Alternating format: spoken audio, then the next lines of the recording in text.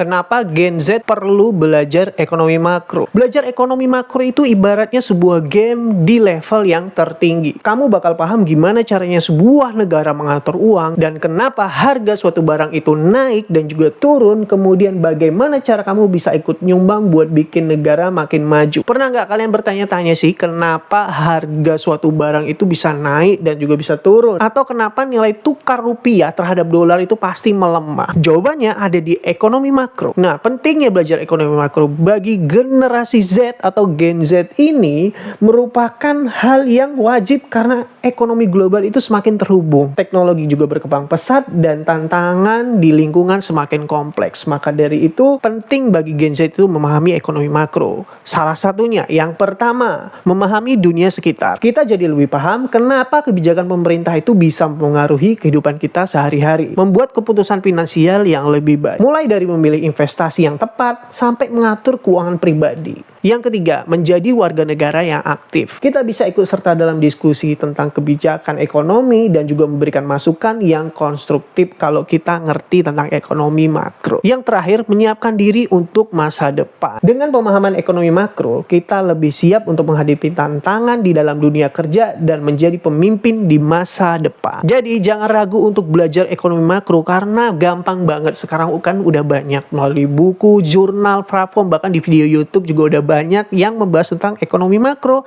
yang berguna buat masa depan kamu. Yuk belajar.